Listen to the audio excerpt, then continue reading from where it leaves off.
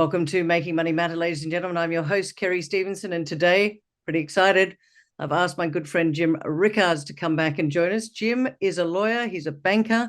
More importantly, he's a writer on finance, politics, and the economy, and he's got a really good understanding. Now, hang on a second, I'm just going to bring him up. Here we go. Oh, wow. Books. What do we got? Road to Ruin, Aftermath. Read most of them. Death of Money. We'll talk about that. The Great Depression, and my favorite, The New Case for Gold. There you go. There we go. Well, they're all going to fall off the bed now. Oh, my goodness me. Anyway, he's a prolific author. What he writes is almost like he knows what's going to happen in the future. So, Jim, thank you so much for joining us today on Making Money Matter. If you don't mind, there's a lot going on in the world right now. And what I'd like to do is I'd like to just quote from something you wrote recently, which is, you say your focus is on economics and capital markets, and in theory, politics shouldn't factor much in your analysis. But in reality, politics has become a major influence on markets, and you cannot afford to neglect the political dimension. I bring that up because as I'm talking to you today, Tucker Carlson is interviewing Vladimir Putin. Whoa, what a day to be having a chat with you. Your thoughts? Right. Thank you, Kerry. Great to be with you. Yeah, that is a point I've made. And just to be clear, there's always been some relationship between politics and economics, particularly on the policy side. You raise taxes, you lower taxes. That makes a difference. There are different policies you can pursue that have an impact on certain companies and their profits. So the linkage has always been there. But today it's more than linkage. They're completely integrated. And the point I was making is that you almost can't separate them. I would say you cannot separate them. Doesn't mean you cannot do the analysis, but it does mean you have to be expert in both of them and know how to integrate them in order to get the right conclusion. There are so many analysts, particularly in stocks, but stocks, bonds, commodities, and other markets where they're really, really good on fundamentals. They can take a balance sheet and tear it apart, and look for the weaknesses and look for the contingent liabilities and identify trends and all that. And they come out with a recommendation, and then they say buy the stock, and then it just gets hammered. But it got hammered for something that was not on the balance sheet, that was not in those financial statements or that analysis. They're on the wrong side of some Green New Scam, as I call it. I guess we call it the Green New Deal officially, but I call it the Green New Scam. Oh, by the way, quick aside, about a month ago, Donald Trump was giving a speech, one of these big rallies he has, and he said, we're going to put an end to the Green New Scam. He said, Green New Scam, I like that. I like this. I just invented that. I'm going to call it the Green New Scam.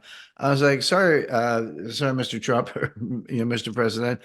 We actually thought of it with my publishers and I 2 years ago, and we've been using it ever since. So maybe it just got out there in the atmosphere. So I welcome the president on board our rhetorical chain, so to speak. But we thought of the Green New Scam a couple of years ago. But on a serious note, when you look at the subsidies for windmills, solar modules, electric batteries, electric vehicles, we had a very interesting. Of course, you're in Australia, our seasons are reversed, so we're just in the middle of our winter season. But a few weeks ago, there was a case where it was bitter cold in the upper Midwest, Chicago, in Michigan, Minnesota area. Not unusual. They get that kind of weather all the time. But all these Tesla owners had gone to the charging station to get their charge. Well, two things. Number one, anyone who knows anything about cold weather and batteries, the cold weather drains the battery. Like in the best case, I do a lot of skiing. You take a cell phone with you to the top of the mountain, the battery's dead by the time you get there. At least the phone doesn't work. So their batteries were low because of the cold weather. But then, and I did not know this, it actually won't take a charge. In other words, even if you get to the charging station and you plug it in, the battery won't take a charge. You have to kind of, I don't know what the right term, kind of warm up the battery, or at least prepare the battery. So the vehicles get there. The first guy plugs it in. It won't take a charge. He's waiting hours. Everyone else is up in arms. Their batteries are all dying. All the cars died. You had a Tesla graveyard of vehicles where the battery was drained and it wouldn't take a charge. So they had to call in a fleet of tow trucks, flatbed tow trucks, and tow them all away. So much for your electric vehicles. People don't. The other thing with a Tesla, just really quickly, is that in the winter. You drive around, you want heat in the car. Well, with internal combustion engine, it's nothing but heat. It's exploding gasoline in cylinders, basically. So you have all this heat, and all you have to do is kind of blow it into the cabin, and everyone's nice and warm. It doesn't use any extra energy because it's already there. With an electric vehicle, with the battery, if you want a heater, the heater runs off the battery. So that reduces your mileage and your range even more because you're draining the battery to get the heat to not freeze to death inside the car, hoping the battery doesn't die in the meantime. So many of these things. I mean, electric vehicle use peaked, at least in the United States, around 1910. At that time, most of the taxi cabs in New York, 1910. 1910. 1910. Yeah, the electric vehicle was actually invented in 1837. Okay. They caught on in the first decade of the 20th century. This is 120 years ago. Yeah. About 90% of the vehicles, taxi cabs in New York, were electric vehicles. But along comes the internal combustion engine, Henry Ford, the Model A, Model T, et cetera. And it went away. It went away for good reasons, which is it's a really difficult, inefficient technology. It's not that it doesn't work. It works, but it works really poorly compared to the alternative. Even in the 1950s, 90% of the East German at the time, East German Communist Postal Service used electric vehicles. That's because they didn't have any gasoline. They didn't have any money. So the point is the battery operated vehicle is really only good for a golf cart or maybe like a Mars lander or something of that sort. But why would you have one for your everyday vehicle? They don't go any distance, et cetera. Well, the answer is that, and this kind of gets back to your question about the connection of politics and economics.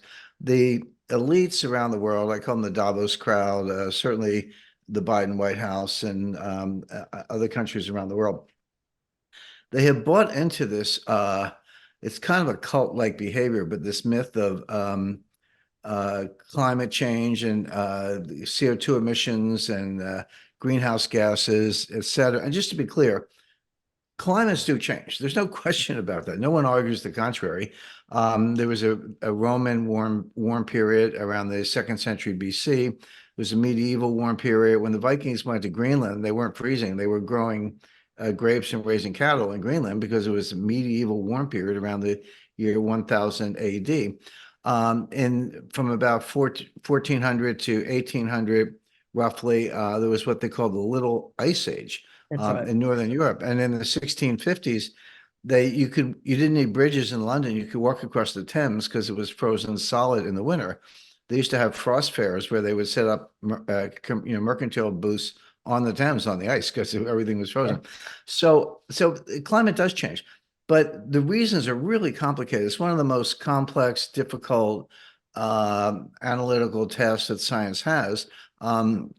The main causes, as far as they can tell, and the evidence backs this up, solar cycles. There's a solar minimum, solar maximum of volcanoes because they obviously put dust and debris in the air.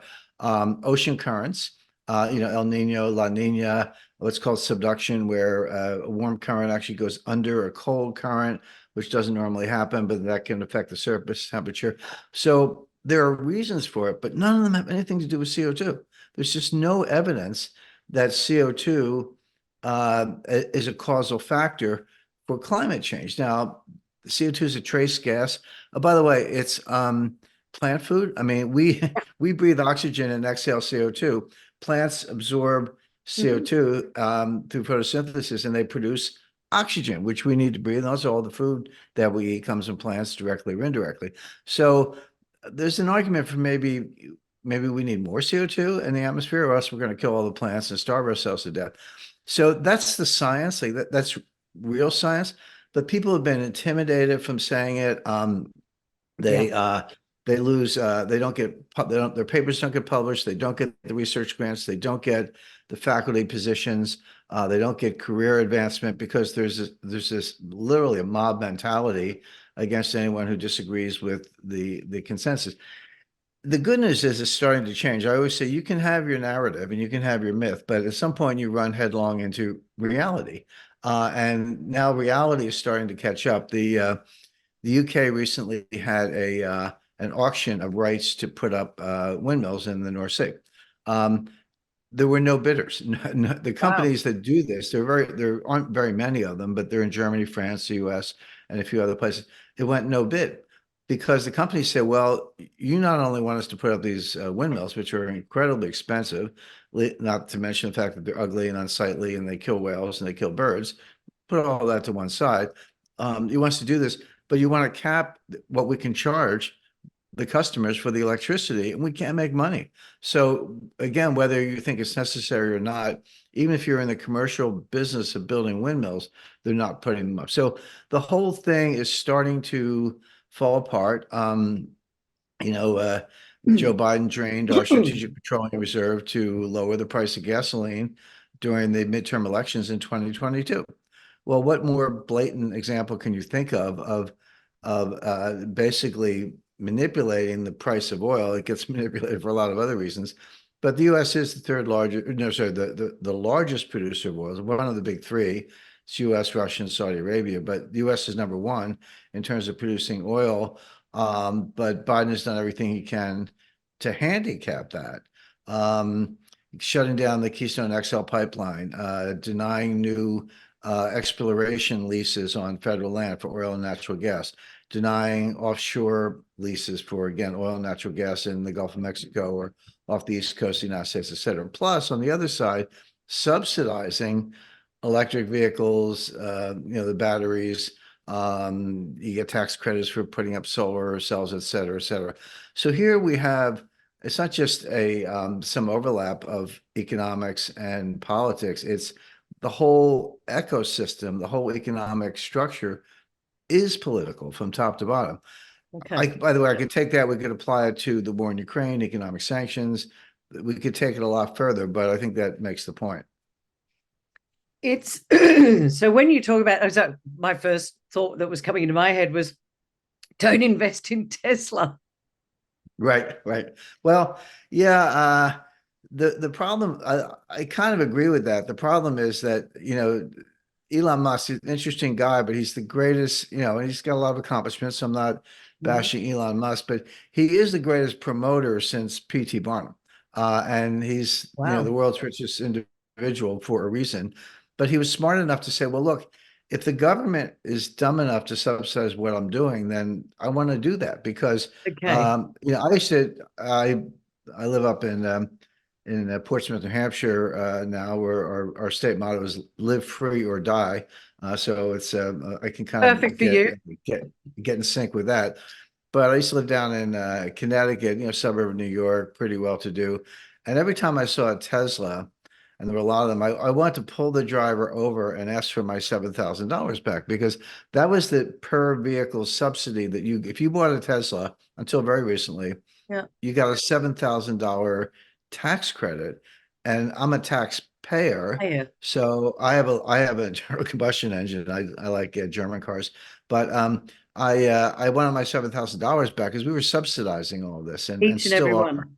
Right. So again, this is not a case of enacting an abstract policy such as tax rates or and a lot of other things you can think of, and then the free market economy goes from there with this new law in mind. This is much more invasive, much more extensive.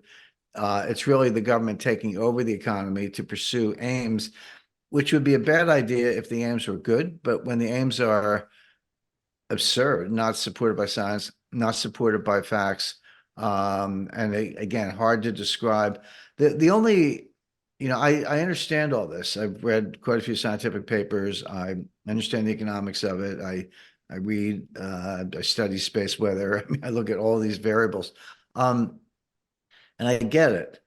But what I don't get is why. If the evidence is kind of all on one side, and if the case for the Green News scam doesn't hold up empirically or analytically, it's really more based on propaganda, which I think it is, although people are starting to wake up to it.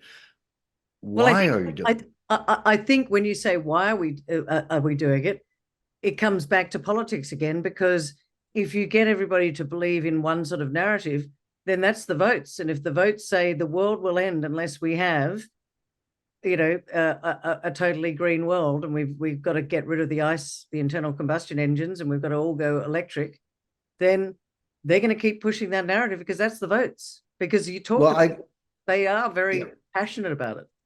yeah, I agree with that completely, except when the price of gasoline doubles and the price of electricity goes up, and there are blackouts and brownouts as there are in California, and whales are washing up on the beach. There, when they do these offshore windmills, they have to probe the ocean bottom, the ocean floor, basically, to see if it'll support the weight. These are 400-foot towers. Yeah. And the way they do it are with these sonic explosions, basically sending sonic Wow. shock waves into the ocean bottom to see what based on the what you get back, you can form some ideas to the ocean bottom whether it will support the windmill or not.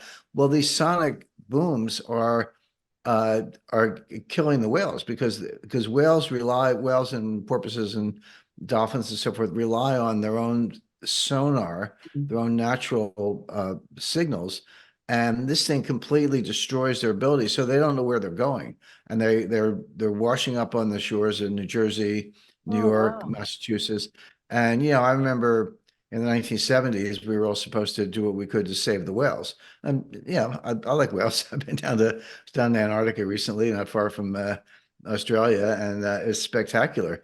By the way, just to kind of report in firsthand, the wildlife is thriving. The ice shelves are fine. The icebergs were taller than they're 60 feet high. They were taller than the vessels. Antarctica is doing fine. But my point being, now here they are, the so-called greenies are killing the whales in the name of windmills that don't work. And then leave aside the fact that windmills and solar are intermittent sources of power. I actually I own the largest non-commercial solar field in New England. My contractor told me that. He said, this is the biggest project we've had that wasn't, a company or a municipality or something of the sort. So I know a lot about it because I built one. But Why did you I build one? didn't Jim, why did you build one? I built one because I want to prepare for the collapse of the power grid. It had nothing to do with the Green New Deal, had nothing to do with the environment. I don't believe that there is a climate crisis or an existential crisis or anything of the kind. However, independently, I could see a collapse of the power grid, and I wanted to have my own power grid. So it had nothing to do with the environment, Okay. everything to do with being able to carry on and make margaritas or daiquiris or whatever in a world without power because we have our own. But my point being, I learned a lot about it. You would if you did something like that. And the first thing I learned is they don't work at night. I mean, obviously Hello. you knew that, Yeah. but what you have to do is you have to have adaptive behavior. It's like, okay, if I'm relying on that, and I have a master switch I can flip to the grid, but there are no points of contact. If you have points of contact between your solar modules and the state power grid, they can drain your power, Yeah, and they will, absolutely. and Yeah. they will in a crisis. So but there are no points of contact, but I can go from one to the other. But when I'm on solar, you you say if it's a sunny day, I got more than enough power, so use it or lose it. And by the way, you don't run off of solar modules; you run off of batteries. The Yeah, solar absolutely. modules charge the batteries, and you drain the batteries to run the house. So if it's sunny, yeah, you get the washing machine, the dryer, and the dishwasher and the vacuum cleaner. Get all that stuff going. If it's cloudy for 2 days, then dial it down. I just turn the light. Be more careful about turning the lights out and so forth. So it works, but at scale, it doesn't work. I mean, I have 9 towers that are 9 by 15 feet each, and they're just covered with these 3 by 5, solar modules. That's for one house, nice size house, but one house. How are you going to run a city on that? How are you going to run a suburban community or a housing development or et cetera, when on a rainy day when there's no power? You Well, can't. there's a balance, Um, isn't there, Jim? There's a balance. Correct. And same thing with the windmills. They don't work when the wind doesn't blow. And if it gets cold enough, they freeze solid and they're too brittle to actually operate. So can they produce electricity? Yes. Can they contribute to a power grid? Yes, but very inefficiently. But yes, they can. But by the way, you need enormous battery capacity to store what they can produce on, let's say, a good day in order to use it later on. But for a power grid, you need what's called baseline power. There's a certain amount of power you need at all times. You can Yep. increase it, it can go up or down, you can take it from another grid operator, but it can't go below a certain level. If it does, the whole thing shuts down. The kind of the equivalent of circuit breakers start to shut down and the whole thing can fail. So how can you run a power grid with a source of power that's intermittent and unreliable? You Well, can't. you can't, but that brings me very nicely because I know you're pushed for time. Uranium has been in the news. Uranium is a very, very, very, very good source of power. They use it Right. in France. Here in Australia, we can mine it, but we can't use it. But from I guess from an investor point of view, and by the way, ladies and gentlemen, this is not investment advice. Go do your own research, but I'm just asking Jim's views on, are you watching the uranium market at the moment? Has it surprised you at all? I do watch it, and I kind of left that out of my list when I was saying oil and natural gas. Yeah, yeah, and coal, by the way, is a major contributor to power output, particularly in China. But yeah, nuclear power is another great source. It's non-polluting. You have to, dispose of the depleted uranium or plutonium, whatever you're using, but and that's not easy, but it's doable. So yeah, that's an excellent source of power that the Greens should applaud because there aren't even any CO2 emissions that come with it. But again, for a case, going back to the original question, Kerry, where do politics trump the economics, or is there a Right. combination of the two? Look at Germany. Angela Merkel spent 14 years shutting down every nuclear power plant in Germany. She did. There might be one left, but there were many of them, and they were all shut down. They also shut down all the coal-fired plants, and they were trying to move to a world that we've just talked about with windmills and solar modules and maybe geothermal. That's really expensive. Germany doesn't have any natural resources. The perfect combination in the world economy has always been Germany and Russia, because Russia has nothing but natural resources. Germany has nothing but, a well-educated, highly productive, highly technological workforce. I mean, that's a match made in heaven, except the US and Britain have done everything possible to kind of keep them separated, including the war in Ukraine. So that's just as an aside. But Germany was relying on cheap Russian oil and gas to keep their economy going while they did this transition. I would say the transition is a bridge to nowhere. You're not going to run a modern industrial economy on windmills and solar modules, but somehow they thought they could, and they were relying on cheap Russian energy while they shut down their own energy industry, because they do have some coal. To do this transition. Well, guess what? War in Ukraine, they blew up the Nord Stream pipeline. They put embargoes on Russian oil and natural gas. They're still getting, by the way, they're still getting quite a bit of natural gas from Russia, not as much as before. Almost no oil. And interestingly, the natural gas, believe it or not, the natural gas from Russia to Europe that is going through runs through Ukraine. I mean, Ukraine is still collecting tolls as a pipeline operator on Russian natural gas going to Western Europe. So it's almost like NATO is paying for both sides of the war. We're giving the Russians money which they can use to fight the war, and then we're going to spend our own money to fight the Russians. Yeah, put that to one side. But that was that'll go down as a world historic blunder. Now, what's happening in Germany? They have, in effect, they're in the process of deindustrializing. Germany's in a recession. We can debate, Australia, UK, US, Australia, the lucky country, they seem immune, but the US is, I would say, close to a recession, if not in one. Japan is right on the edge. UK is right on the edge, but Germany is in a recession. They've had the full year GDP in 2023 declined. First quarter data looks like a continuing decline, that to the extent you get monthly data, more frequent data, it's very negative for Germany. I just bought a brand new German sports sedan. By the way, my old car I had for 15 years, it had 250,000 miles on it. So I figured it was about time, but I Time. can't, I can't be accused of like, churning cars. But the new one, I'm very careful about the specification. It was made in Germany, which is good, but the engine was made in Hungary. And I was fine with that. The Hungarians are smart and they're productive, and I'm sure they had good quality control. But I thought, gee, isn't that interesting that Germans are outsourcing the engine production to Hungary the way Americans are outsourcing everything? Well, it used to be China, now it's Mexico. Why can't Germany make those engines the way they used to? Well, the answer is the energy costs are too high. And Oh, the two biggest industries in Germany are chemicals and ah, automotive manufacturing, and they're both very energy intensive. Leave aside the fact that you're making internal combustion engines, it just takes a lot of energy to run those factories, and they're outsourcing everything because the internal energy costs are too high. Well, they're the ones who, if not directly, certainly with NATO, blew up the Nord Stream pipeline. So what do you expect? And Olaf Scholz is sort of a pathetic figure, and he's flying to Washington now. He's going to cry on Biden's shoulder. Not that Biden would know his name. He probably thinks he's Mitterrand or, after Biden said he spoke to Mitterrand about I think it was Gaza or something fairly recent.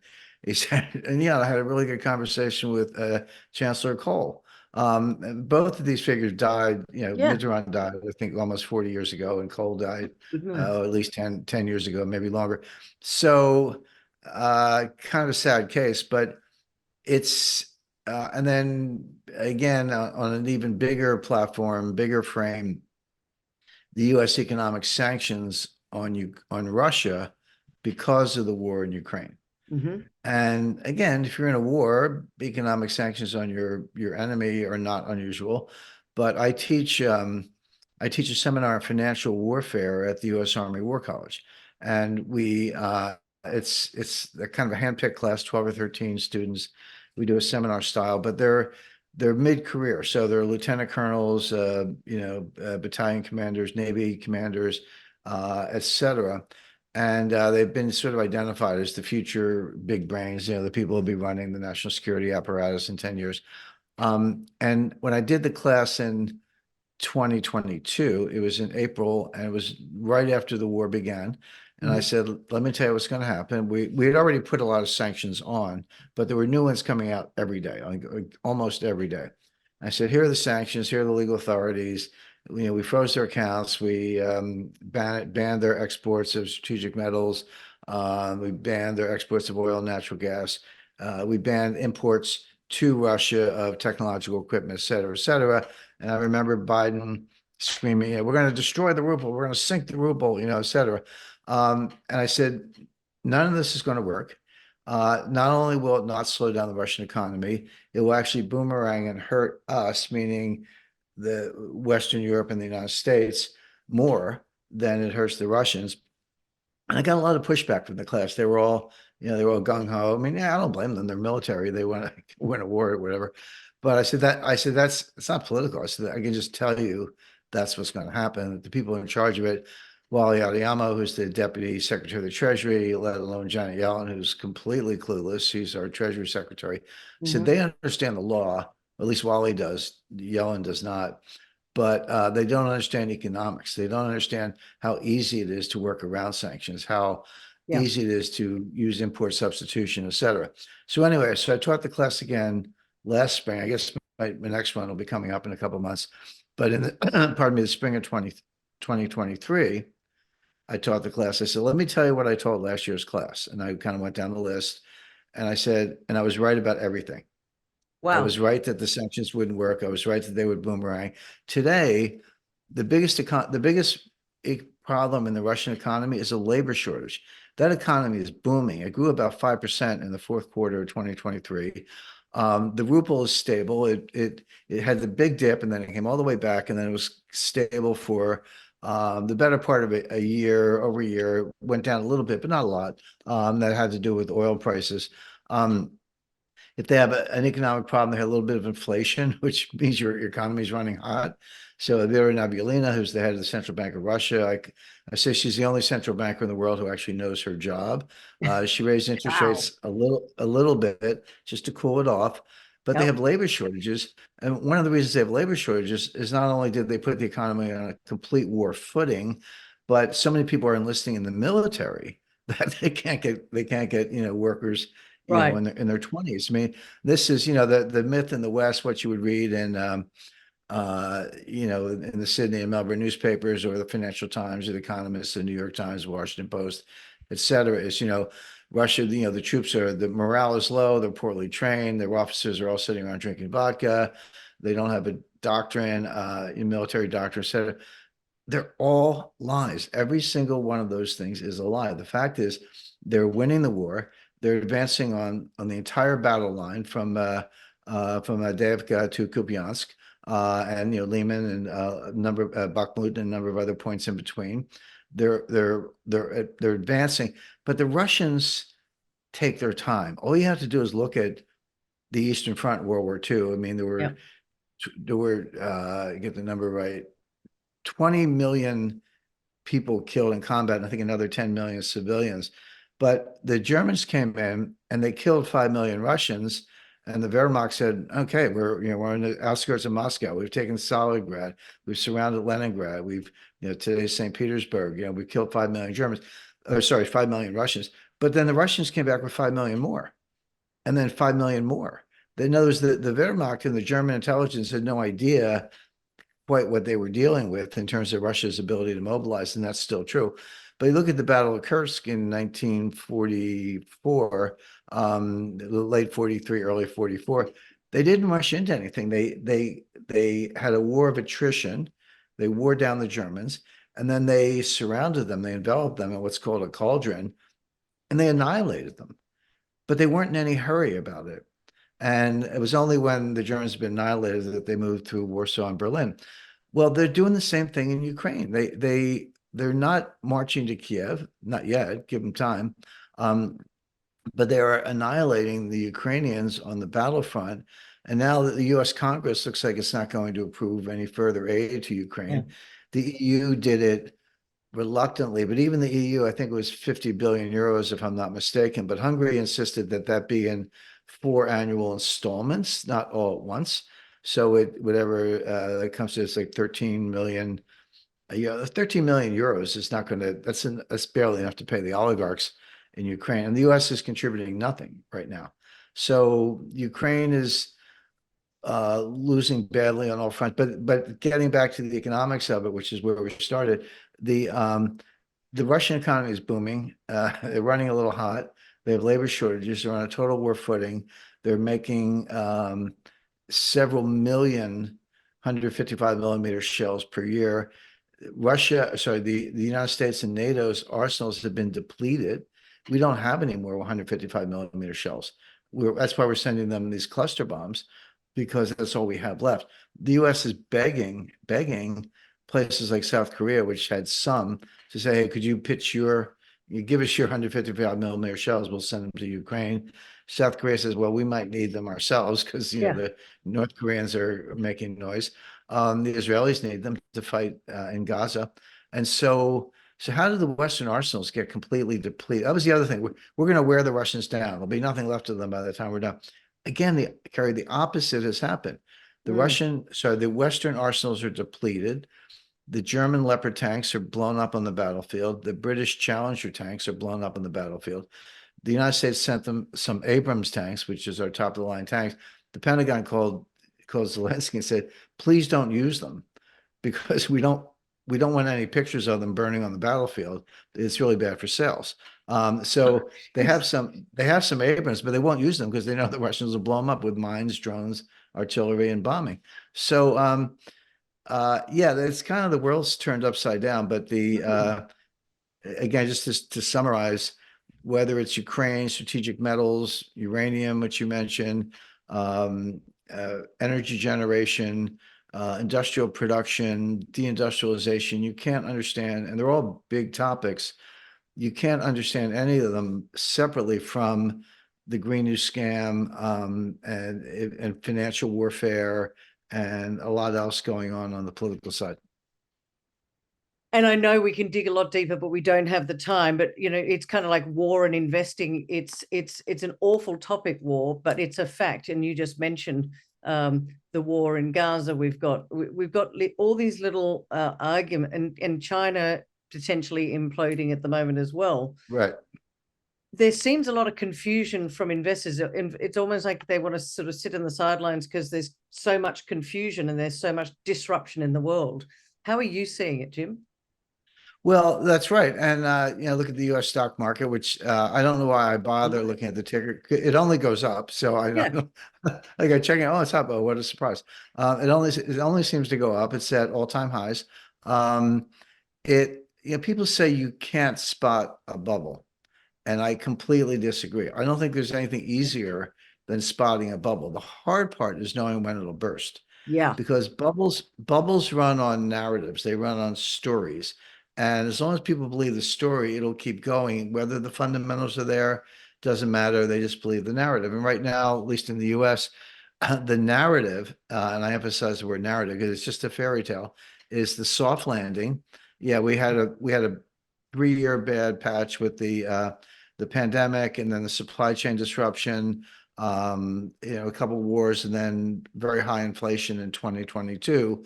So from 2020 to 2023, really, we had to get through all that. But now, thanks to the genius of Jay Powell and his interest rate policy, they call it the Goldilocks theory, not too strong, not too weak, just right. That's right. And then soft landing is the other, that we had a bad patch, but we're coming in for a soft landing.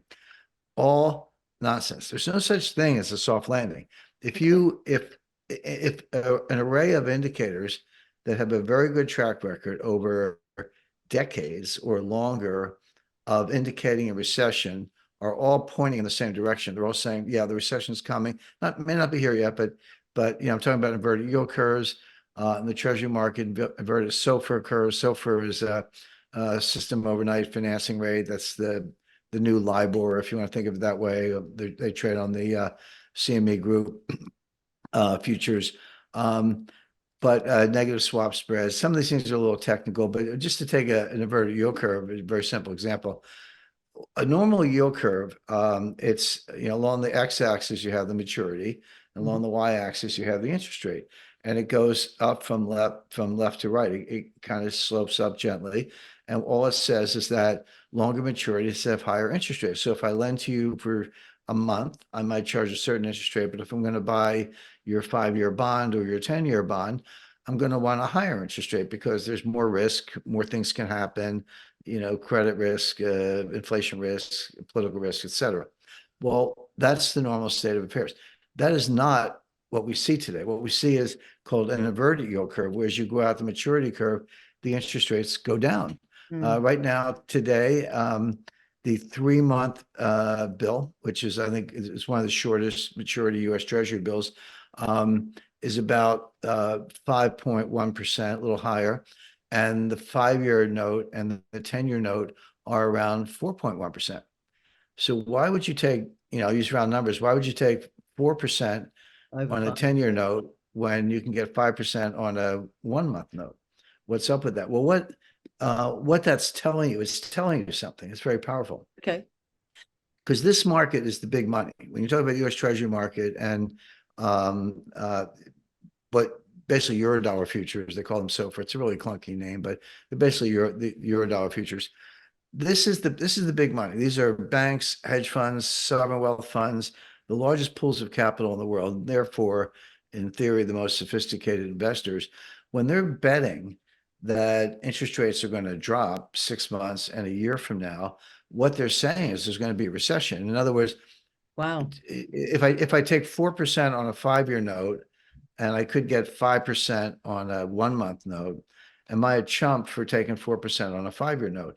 Well, yeah, I mean, I can get more on a 1-month note, but if 5-year note rates drop to 2%, I'm going to look like a hero. If I'm getting in my example 4%, and these are the actual numbers, if I'm getting a 4% yield to maturity in a world where the 5-year note drops to 2%, first of all, I'm going to have a huge capital gain because bond math 101, if rates go down, prices go up.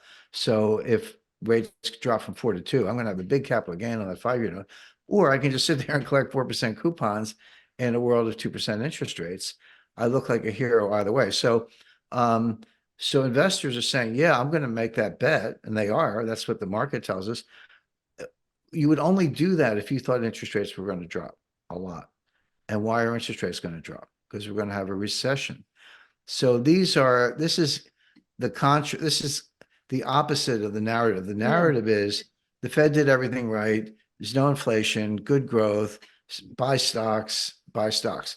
The reality is, no, we're heading for a recession. Inverted yield curves tell us that. By the way, a lot of we don't really have time to get into the technicals of negative swap spreads, but a negative swap spread says, I'll take a lower fixed leg on a 10-year swap from a bank or hedge fund than I could get from the treasury. I could buy a 10-year treasury note that would pay me a certain amount, but I'll do a swap with you, a 10-year swap off balance sheet with you, and I pay you floating, which is like a financing rate, and you pay me fixed. Normally, the rate I want from you, I insist on a fixed rate from you that's higher than the treasury rate because I have credit risk. I'm not worried about the treasury, but I got to bet on you. Right? But in fact, swaps are and that's called the swap spread, the difference between the treasury note and the comparable maturity counterparty fixed rate. Why would you take a lower rate from the counterparty than you could get on the treasury note, considering the credit risk in the counterparty? The answer is, well, there are two answers. Number one, it's off balance sheet. So it tells you the bank's balance sheets are constrained. You can't, they don't have room for putting treasury notes, but you can always do a swap because it's off balance sheet. But the other thing it tells you is that there's a shortage of collateral, a shortage of high quality collateral. So, but these are signs, but those are bad things. When bank balance sheets are constrained, when there's a shortage of collateral, which means you can't keep leveraging up because you have to post collateral to support the position, but there's a shortage of collateral. So so the dealers are in a position to pay less. I'm going to pay as a dealer, I'm going to pay you less than you can get on the treasury because you're desperate to do the swap with me. So, so for those reasons that we have negative swaps, but again, that's highly unusual. It does happen, but it's highly unusual and it's a very bad sign. So the markets are littered with these really technical but negative signs that correlate very well with recession, but you don't hear about it. Nobody's talking about it on financial TV. No. Correct. Right. They're talking about Goldilocks and soft landings and how central bankers are geniuses and they've done everything right.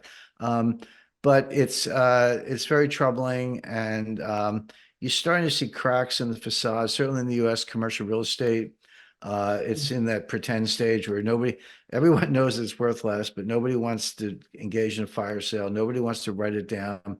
We had but sorry to interrupt you, Jim. That's just commercial, isn't it? I think residential's fine because there's a movement from commercial to residential. Correct. And in 2007, it was the subprime mortgages and the all-day and the mortgage and the home mortgages, et cetera. That was where the stress emerged in a huge way. But it's never the same twice. But now it's not. You're right. It's not in single family housing or even in a lot of multifamily housing. It's in office buildings and industrial parks and other commercial real estate ventures. So that's in the pretend stage right now. Like, oh, just don't mark the boat, roll over the loan, don't market the market. Yeah, exactly. But it's starting to break. We saw this New York commercial bank, NYCB. I don't know if it might have been like New York Community Bank, but whatever. But it was a medium-sized bank, about 100 a million of assets, which is not huge, but decent size. But it had two big commercial real estate write-offs about 10 days ago. The stock crashed. They're trying to prop up confidence, and now the stock's going down more. That bank may fail. I'm not predicting it will fail, but it certainly has that kind of dynamic. But that almost looks like stage two of the banking crisis. It started last March with Silicon Valley, Signature Bank, Silvergate Bank, which is different than Silicon Valley, and First Republic and Credit Suisse. Credit Suisse is one of the biggest, oldest banks in the world, and they all failed in a 2 month period between March and May. But then it got quiet. Everyone said, "Oh, the crisis is over." But the history of those kinds of financial crises is that they often have like a halftime where things do calm down, and then it Yep. comes back with a vengeance. We saw that in 1998 and other occasions. So these are all things to be concerned about. So I guess as an investor, I would say, I'm not saying don't buy stocks. I mean, I think the defense sector could do okay. I think the energy sector, meaning Mhm. Chevron, ExxonMobil, The the big oil boys. and natural gas giants. Perhaps the uranium sector, I follow it, but I'm not expert on it. So look at some names there. Agricultural, we got to Yeah, eat. everyone needs to eat. Yeah, and then the defense sector because of all these wars. So there are sectors, and mining also. So there are sectors that, in my view, will do well. But I think tech is clearly a bubble. I just finished writing a new book. It won't be out until later this year, but it's on artificial intelligence. And I've spent, Oh my goodness. Oh my goodness. months and What's that months. called? Oh, that is such a topic. Yeah, when we get, it'll probably, well, actually, we have a publication date. It won't be till next November. Just Yeah. the book publishing industry works on its own tempo, and that's just how long it takes to get a book out. But and we'll talk more about it this summer. But it artificial intelligence, I would say, yeah, it's powerful, it's a big deal, Mm, it's real, but there's a lot less there than meets the eye. And again, it kind of has those, and GPT is sort of I call it a speed reading plagiarist, but it's a bit of a novelty, a gimmick kind of thing. yeah. They're not really intelligent, it's just math. But I think there's a lot less there. Powerful, important, yes, but less there than meets the eye. So I think some of those stocks are headed for a fall. So I would lighten up on equities, except for the sectors I mentioned. I would increase my allocation to cash. Always have 10% in gold. If you have 10% in gold, sit tight. If you don't, get up to 10% because that will serve you well. And there are some alternatives, and there are, if you're selective, there are some good, in the venture capital world, it's harder to access. And you have to be really, really careful in your due diligence, but there are some opportunities there. But yeah, I would definitely lighten up on equities. Too soon to get into commercial real estate. Give it a year or two. There'll be some bargains, but not yet. But I would mainly increase allocations to cash because it'll see you through, and then you'll be able to go shopping for bargains when the time comes. I love that. Jim, one last question before you go. You correctly predicted that Trump would get into the White House in the past. We have an election coming up. It would be remiss of me not to say, Jim Rickards, got a view? It's a bit chaotic. Well, anyone who does any political analysis, and I have for a long time, knows that, I don't like cliches, but some of them work. And one of them is that a week is a lifetime in politics. And Mhm. that's true. It's a cliche, but it's true. So you don't want to put any stakes in the ground. A lot can happen. But right now, on form, as they say at the racetrack, I would see Trump not only winning, but it may be an electoral college landslide. Now, Wow. we have a funny system. Everyone counts the popular vote. Trump will probably lose the popular vote, but it doesn't matter. That's Doesn't not how matter. we elect presidents in the US. And California, California is a good example. California will deliver 6 million more votes for the Democrats than the Republicans. That's Mhm. just a fact. But you can only win it once. You don't get to win in California 6 times. So those 6 million votes kind of, you might as well flush them into the Pacific Ocean. They give the Democrat an edge in the nationwide popular vote, Yeah. but it doesn't matter for two reasons. Number one, that's not how we elect presidents, and number two, it's state by state, and you can only win California once, and the Mm. Democrats will. But looking at the other swing states. And by the way, we have 50 states, 40 of them I can tell you what's going to happen with almost certainty. So you don't have to spend any time thinking about them. Alabama will go for Trump. California will go for Biden. Mississippi will go for Trump. New York will go for Biden. Those are the easy ones. So you get down to 10 states that will decide the election. And we know who they are. It's Arizona, Georgia, Michigan, Pennsylvania, Wisconsin, North Carolina, Maybe little New Hampshire where I live, we only have 4 electoral votes, but we are an honest to Punch. goodness swing state. And Nevada, I don't know if I'm up to 10 yet, but that's kind of it. Trump's leading the polls in all of them. And he's getting a lot of Black men in particular. The Black vote is reliably 90 to 95% Democrat, just like clockwork. But after 50 years of no economic progress, the African Americans are starting to stand up and say, wait a second, why are we voting for the same people and we get nothing out of it? They're taking a close look at Trump. But here's the point. African Americans are 12% of the vote. If you just get a 10% swing, so the vote for the Republicans goes from 5% to 15%. I'm not talking about 30 or 40 or 50. I'm just talking about a 10-point swing. Well, 10% of 12% is 1.2%. The last 4 elections have been decided by less than 1%. In other Wow. words, that vote by itself is enough to tip it to the Republicans. The Arabs are, it's like any ethnicity, the Irish or the Italians or the Jews or the Arabs, they tend to congregate in certain cities because they have a mini culture. The Arabs are heavily concentrated in Detroit, which is the key to the vote in Michigan, which is an important state.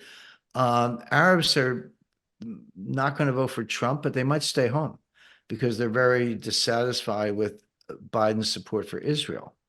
So when you get into these, this is how you do electoral analysis. When you say, okay, well, the Arabs in Michigan are going to stay home. They're not going to vote for Trump. They're going to stay home. And African-American men in particular are going to lean to Trump. Hispanics, same thing, big swing in favor of the Republicans.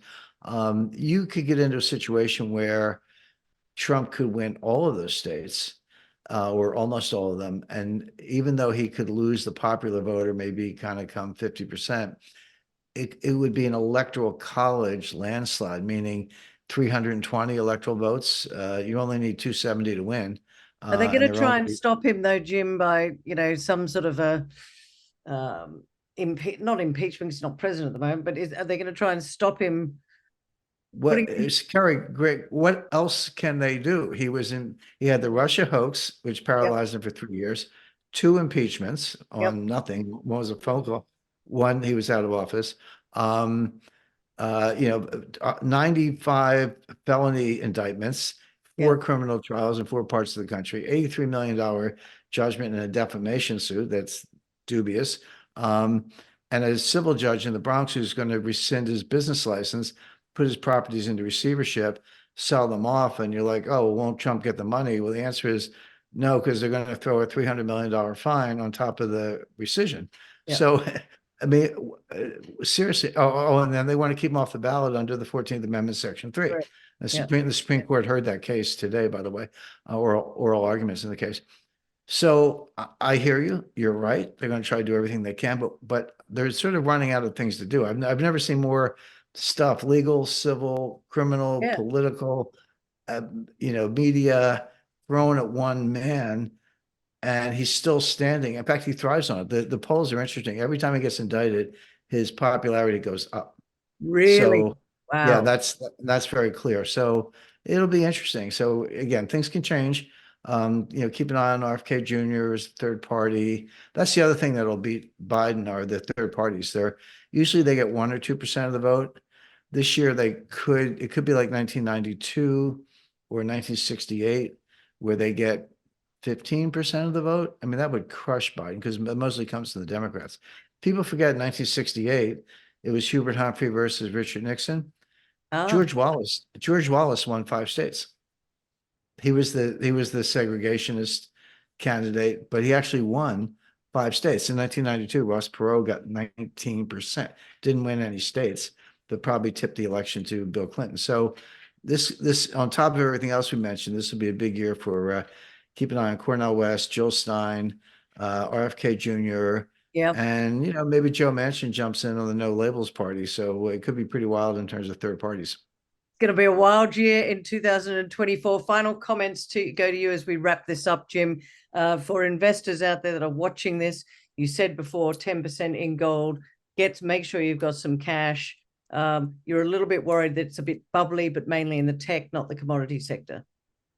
Yeah, that's right. And the thing about cash is it's the opposite of leverage. I mean, leverage increases the volatility, but you hope you bet correctly and you make a lot more money, but you can lose a lot more money.